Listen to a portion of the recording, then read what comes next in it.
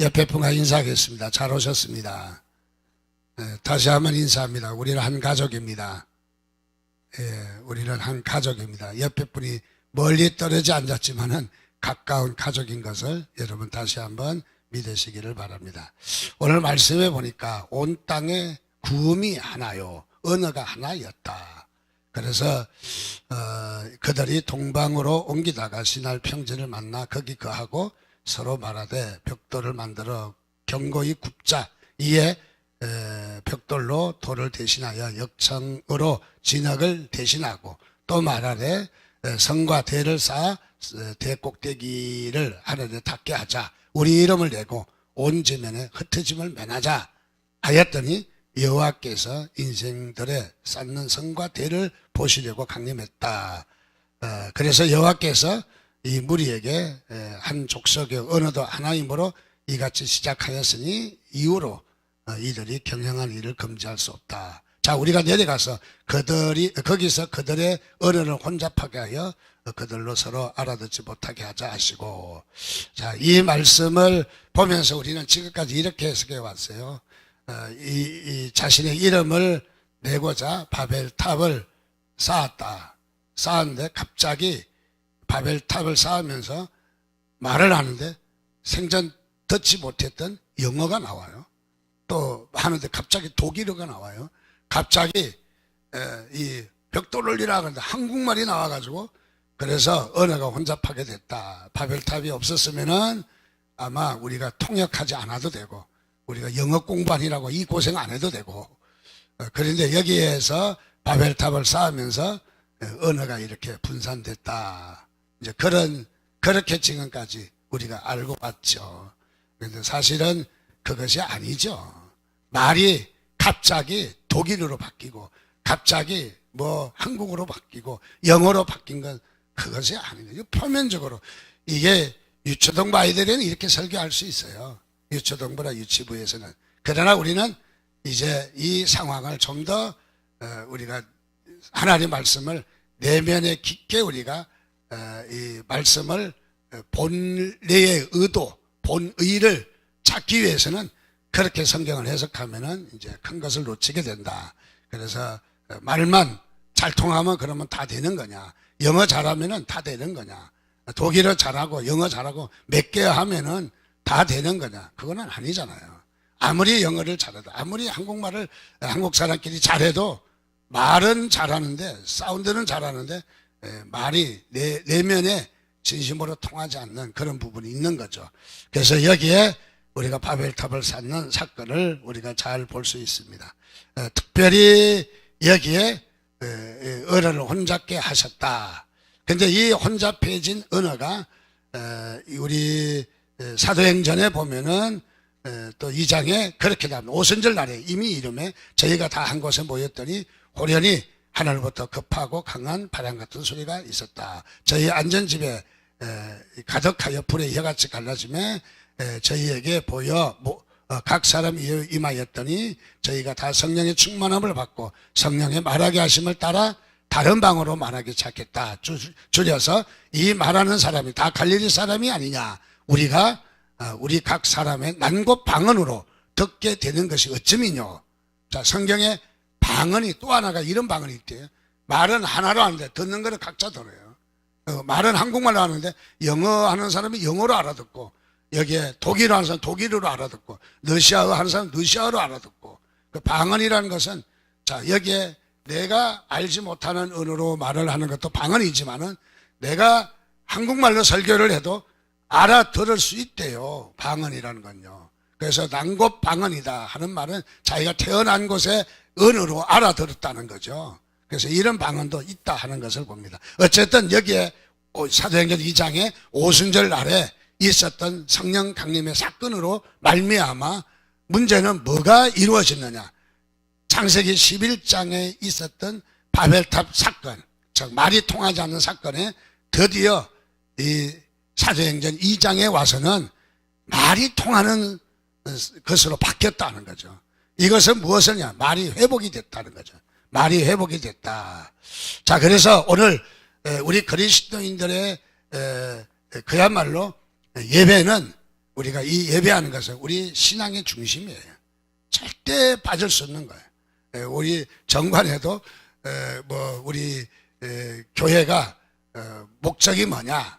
그래서 제일 먼저 선교를 하고 구제를 하고 복지를 하고 어쩌게 했는데, 아니다. 나는 제일 먼저 나는 그러고 싶지 않다. 제일 먼저 하나님을 경배하고 예배하는 일을 써놓자.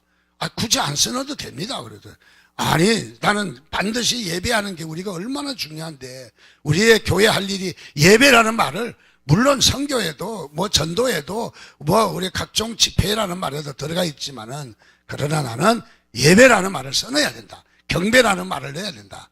그러니까 마음대로 하라 그래서 제가 크게 대문짝맞게 넣었습니다. 우리가 예배하는 일이 우리의 신앙생활에 제일 소중한 거예요. 이 예배가 우리는 절대로 빠질 수 없는 바로 그런 예배죠. 자, 그렇습니다. 우리가 이 바벨탑의 사건을 보면서 그렇습니다. 우리는 하나님의 주권을 인정하고 고백하고 그의 영광을 구하는 것은 우리 그리스도인들의 삶의 가장 우선순위다. 자, 우리가 다시 한번 말합니다. 이 세상에 살면서 하나님의 주권을 인정하고, 하나님의 주권을 인정하지 못한 것은 그건 신앙이 아니죠. 뭐든지 내 생각, 내 감정, 내 원하는 스타일 다 내려놓고 하나님이 주인이 되시고 하나님이 결정하시도록, 하나님이 진행하시도록, 하나님이 인도하시는데 순종하도록, 그래서 하나님의 주권을 인정하는, 주권이라면 하나님이 주인이란 말이에요. 여러분이 주인이 아니잖아요. 여러분의 인생의 주인은 하나님이 주인인 것이죠. 그래서 주여 하는 말은 나의 주인이시여 하는 말이에요.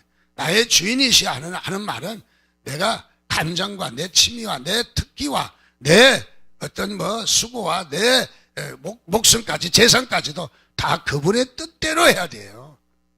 내 뜻대로 하는 게 아니에요. 내가 주인이죠.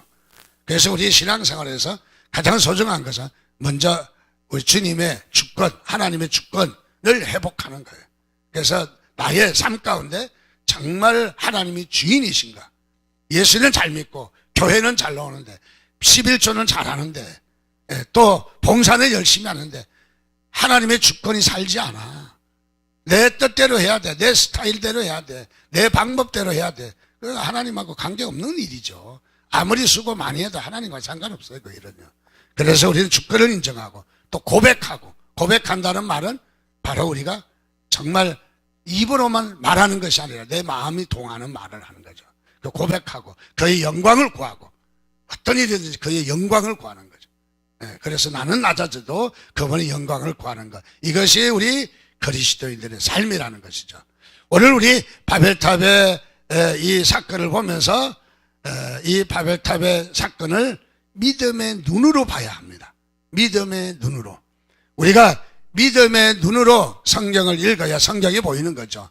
자연인의 눈으로 우리가 보면은 그저 바벨탑을 쌓았다, 언어가 달라졌다, 그런 정도로 우리가 끝나는 것이죠. 그래서 우리가 믿음의 눈으로 성경을 봐야 됩니다. 그래서 이런 사건도 믿음의 눈으로 봐야 하는 것입니다. 내 안에 계신 예수 그리스도를 믿는 믿음의 눈으로 성경을 읽고 깨달아서 그 안에 담긴 하나님의 뜻을 발견하는 것은 그야말로 그것이 우리에게 복된 것입니다. 그것이 하나님께서 우리에게 축복하시는 축복인 것을 여러분 믿으시기를 바랍니다. 우리가 믿음도 상식 수준을 넘지 못해요. 믿음의 눈으로 보지 못하면. 즉 상식의 수준으로, 마치 주일학교처럼 우리가 독일이나 영어나 러시아로 바뀌었다 이런 말로 우리가 생각 안 하면 그의 믿음도 상식 이상의 수준으로 믿음이 변화되지 않는다는 거죠. 그래서 우리의 믿음이 변화되려면, 우리의 믿음이 성장하려면은 우리가 상식 이상의 믿음의 눈으로 하나님의 말씀을 봐야 그 다음에 나머지가 믿음의 눈으로 보이는 것이죠. 어떤 분이 공부를 참 많이 했는데 예수님을 마치 남 이야기 하듯이 합니다. 예수가 이렇게 말했다. 또 예수가 말하기를, 자꾸 이렇게 말하는데 남의 집에 어떤 그 사람이 아니면 위인이 아니면 어떤 학자가 말했던 것을 소개하는 정도로 예수가 이렇게 말했다. 그래서 말하는데 마음이 없어요. 가슴이 없어요. 가슴이. 말하는데 소리는 있는데 가슴이 없어요. 그래서 남 부르듯이 그렇게 말을 한다. 그것은 무엇입니까? 그분이 내 구주라는, 내 생명의 구주라는, 내가 사랑하는, 내가 사모하는 바로 그분이라는 사실을 내가 없다는 것이죠. 그래서 예수를 부를 때 바로 그렇게 부르며, 특별히 우리가 독일 신학이라고 하는데, 독일의 신학은 참 이 독일 사람들은 아마 세계 사람들의 장점만 모았다. 그것이 독일이라는 나라가 아닌가. 독일이라는 나라는 참 대단한 나라입니다. 신학도 대단한 신학입니다. 그런데 독일 신학을 가만히 보면은 어디에 그 한계점이 있느냐 하면, 독일 신학에는 바로 인간과 하나님의 만나고 체험하고 그리고 하나님과의 관계하고 그런 데 관심보다는 어떤 그 신학이고 아니면 어떤 뭐라고 할까? 어떤 책을 읽는, 연구를 하는, 또는 어떤 이렇게 이 책을 갖다가 깊이 연구해서 어떤 좀 이렇게 깊게 심도 있게 파는 그런 정도는 있는데, 신앙이 없어요, 신앙이. 독일 신학에는요. 신앙에 이런 모습이 없어요. 마치 성경을 읽으면서 남의 책을 읽는 듯한 그런 모습이 독일 신학에서 많이 느낄 수 있습니다. 그래서 차라리 성경을 읽는 것보다 동의보감을 읽으면 감기라도 예방하겠는데, 성경을 읽고 아무런 자신과 상관이 없는 거예요. 어떤 학문으로 끝나는 것이죠. 그것은 무엇이냐면 바로 신앙을 자신의 체험적으로 이것을 신학을 정립하지 않고 학문으로만 정립했다. 그래서 십자가의 구속의 얘기가 남의 이야기처럼 들리는 것이 바로 이 독일 신학의 한 모습이라는 것이죠. 자, 말씀을 사모하는 우리가 한 가지 이유가 있다면은 그것은 뭡니까? 우리가 십자가에 달리신 그리스도를 내 마음 안에서 만났기 때문입니다. 바로 우리는 그분을 만났기 때문에, 그분이 우리를 구원하시고 우리의 능력이시기 때문에, 우리는 헤어날 수 없는 죄와 연약함과 멍에에서 나를 해방시키시고 나의 사람됨의 의미를 깨닫게 해주시고 믿음 속에서 살게 하신 분이시기 때문에 그분이 남이 아니라 나의 구세주인 것을 여러분 믿으시기를 주님의 이름으로 축원드립니다.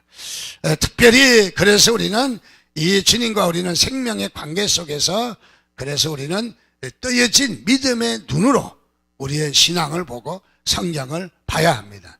500여 년 전에 수도사 마틴 루터는 그야말로 우리가 말씀 앞에 우리의 눈을 뜨게 했습니다. 1000년 동안 교회가 암흑세계에서 묻혀서 흘러오던 이 교회가, 암흑세계에 묻혀있는 교회가, 그래서 이 루터로 말미암아 새로운 눈이 뜨게 됐던 거죠. 그래서 우리는 종교개혁이 사실 구교에서 나왔다 그런 것보다는 이미 우리는 교회는 존재하고 있었어요. 그런데 이게 캐톨릭화 되었다가 그 다음에 거기서 다시 우리가 개혁을 했지만은, 그러나 우리는 교회 은밀하게 말하면 회복이에요. 이때의 교회가 어둠의 세계에 묻혀 있었던 이전의 시대로 돌아간 거예요. 결국은 초대교회로 돌아가자는 운동이에요, 우리는요. 자, 그래서 마틴 루터는 그야말로 우리 많은 그리스도인들의 눈을 새롭게 뜨게 하는 엄청난 역할을 했다.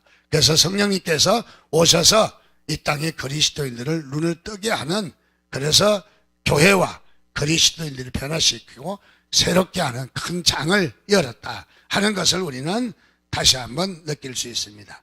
오늘 4절 말씀해 보니까 우리의 이름을 내고 온 지면에 흩어짐을 면하자 그렇게 했습니다. 자, 저들의 이유는 무엇이냐면 그 이름을 내고 온 지면에 흩어짐을 면하자. 하나님의 창조 질서는 모든 사람이 가서 이 경작하고 그리고 온 땅에 충만하라 그렇게 말씀하셨는데, 그들은 우리가 헤어지지 말고 그리고 우리의 이름을 내자, 하나님의 뜻을 거스리는, 자신들의 왕국을 이루어 살겠다 하는 것이죠. 즉 하나님의 주권을 거부하는 것입니다. 자, 이들의 하나님 앞에 결정적으로 불순종한 도구가 뭔지 아십니까? 말입니다. 언어를 그야말로 하나님 앞에 결정적인 불순종한 거예요. 결정적으로. 자, 저들은 왜 이 바벨탑에서 바벨탑을 쌓으면서 결정적인 범죄는 말이라는 것이죠. 말. 그래서 우리는 말을 잘해야 됩니다. 말 때문에 자신의 신앙이 곤두박질 치는 일이 많습니다. 자, 그래서 그들은 결국은 바벨탑을 완공하지 못하고 흩어지게 되었습니다. 자, 그들은 뭐냐면 8절 말씀에 보니까 여호와께서 그들을 온 지면에 흩으신 고로 흩었다고 말합니다. 자, 여기에 그들로 서로 알아듣지 못하게 하자 하시고 라고 말씀하고 있어요. 자, 말은 똑같은데 말을 알아듣지를 못하겠다는 거죠. 알아듣지를. 말이 다른 것이 아니라 여기에 알아듣다라는 말은 원래 쉐마라는 말인데 이걸 그냥 듣는다는 뜻이에요. 소리를 듣는다. 자, 우리가 쉐마가 아니라 레마가 돼야 되거든. 레마는 우리의 말씀이 꽂히고 우리가 느껴지고 그 말씀을 우리가 마음에 담는 것이죠. 그래서 여기에 저들은 서로 말을 듣지 않았다는 얘기가 되는 것은 말에 관심이 없는 벽돌을 올리라 그런데 밑에서 딴짓하고 있는 거죠. 아이고 알았어요. 그야말로 이렇게 핀잔하고 관심 없이 말을 듣지 않았다는 거죠. 그렇습니다. 우리가 하나님께서는 생명의 말씀으로 이 세상을 창조하셨고 모든 피조물들을 그 말씀의 귀를 기울이도록 하셨습니다. 말씀의 귀를 기울이도록. 그래서 우리는 우리 공동체 안에도 생명의 말씀을 따라 서로에게 귀를 기울이는 공동체가 되어야 되고 또 우리 바벨탑을 쌓는 인간들은 불순종과 교만의 말만 있었고 서로에게 귀를 기울이지 않았습니다. 그래서 그들은 마음이 높아진 것이죠.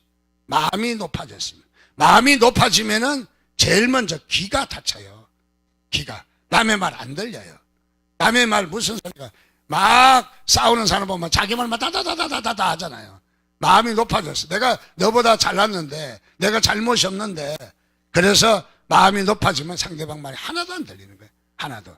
자, 그래서 우리는 상대방 말을 들을 줄 모르는 사람들이 있어요. 이 사람들 대체 교만한 사람들이에요. 자, 그래서 어떻게 하냐면 서로가 이 마음이 높아져서 귀가 닫히고 자신의 얘기만 하는 거죠. 그래서 서로를 알아듣지 못하고 신뢰가 깨어지고 마음이 굳어지고 약속을 믿지 못하고 결국은 서로 다른 말을 하게 되므로 말미암아 흩어지게 되었다 하는 것이죠. 성경에서는 그렇게 합니다. 우리 주님께서 말씀이 육신이 되어 우리 가운데 거하심에 말씀이 육신이 되었다는 거죠. 즉 예수님께서는 말씀이셨고 그 말씀 안에는 생명이 있었다는 거죠. 생명이. 자, 이 말씀 안에는 생명이 있었다는 것이죠. 그래서 참된 생명의 말씀이신 주님께서는 부활하셔서 믿는 자들에게 뭘 주셨습니까? 새로운 언어를 선물로 주신 거예요. 새로운 언어, 새로운 말을 사도행전 2장에 아까 본 거 거기에 말씀 우리에게 주신 것이죠. 예수님을 떠나 뿔뿔이 흩어졌던 제자들은 한 곳에 모여 기도할 때 성령께서 저들에게 방언으로 말을 하나로 알아들을 수 있도록 주셨다는 거죠. 그래서 사도행전 2장의 기사의 특징적인 것은 바로 듣다라는 동사가 많이 나와요. 듣다라는 말이 많이 나옵니다.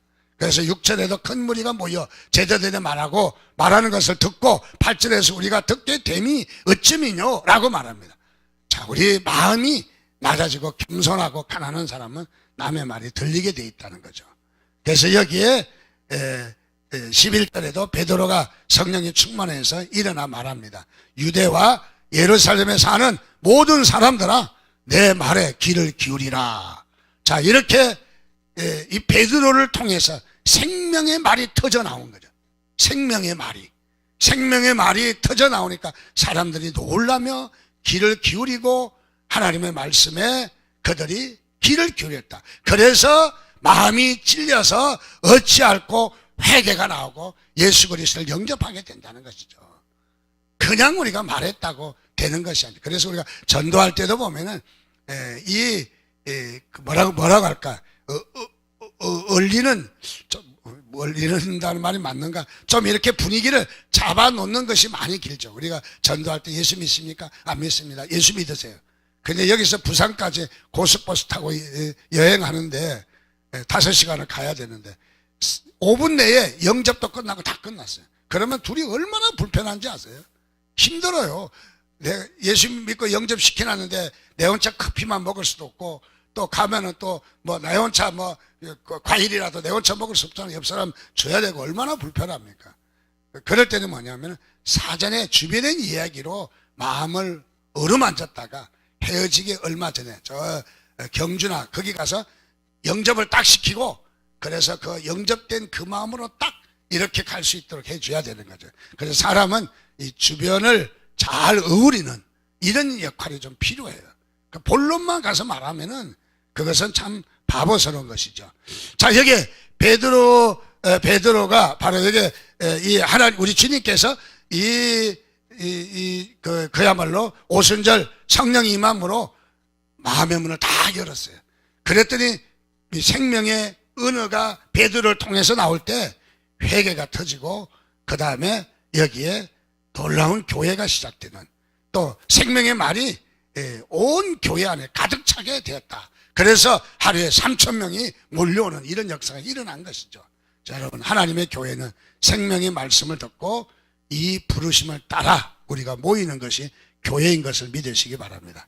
그래서 우리의 공동체 안에, 우리의 삶 가운데 말이 얼마나 중요한가.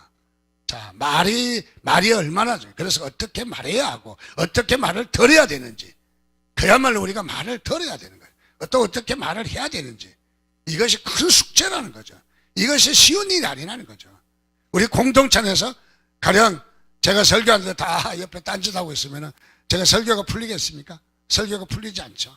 공동체 안에도 그렇잖아요. 서로가 말을 기울이자고, 상대방의 말을 듣자라고 우리가 서로 모인 거 아니겠습니까? 생명의 말이 여기서 나오는 거예요. 생명의 말이. 그래서 공동체 안에 놀라운 역사가 일어나는 것이죠. 자, 그러려면은 우리가 첫째 어떤 일을 하는지 세 가지만 간단하게 말합니다. 신앙의 공동체의 말은 서로 돌보는 말이어야 합니다. 여러분, 돌보는 말이 되시기를 주님의 이름으로 축원드립니다.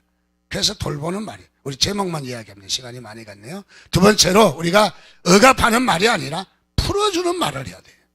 풀어주는 말. 우리 주님은 늘 풀어주는 사람이었어요. 현장에서 가늠하다 붙잡힌 여인을 잡아다가 당연히 돌로 쳐도 아무런 하자 없습니다.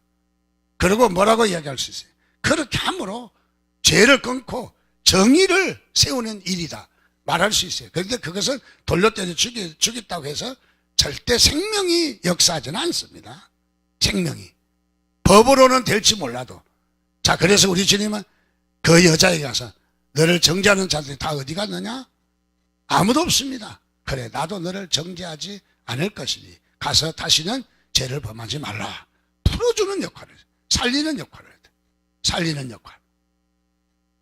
자, 우리는 이 적개심과 열등감에 사로잡혀 있던 난장이 세관은 삭개오도 그의 닫힌 문을 열어주었습니다. 내가 오늘 내려와라. 너희 집에 가야겠다. 너희 집에 가서 유하해야 되겠다. 너희 집에 구원이 임하였다. 아니, 이게 세금이나 도둑질 해먹고 얼마나 나쁜 놈이야. 당장에 때려 죽여야지. 아니라는 거죠. 가서 풀어주는 역할을 해야 돼. 우리 교인들은 풀어주는 역할을 해야 돼. 우리 교역자들은 풀어주는 데 전문가가 돼야 돼.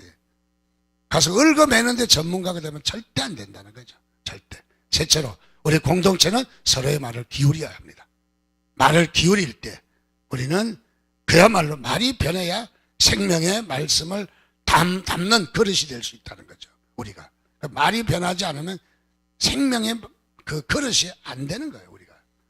그래서 우리는 성경은 그렇게 합니다. 말이 많으면 실수가 많다고 성경에도 말했습니다.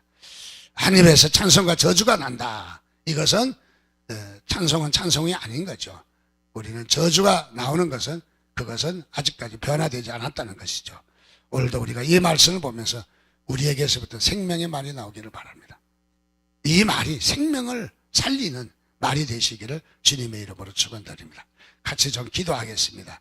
우리 한 목소리로 우리가 이 바벨탑의 이 사건을 보면서 우리도 생명을 낳는, 생명을 우리가 그야말로 낳는 그런 말이 되도록 우리 자신을 변화시켜주고 우리 공동체 안에 생명의 말이 충만하게 해달라고 우리 한 20초 동안만 간단하게 기도하겠습니다.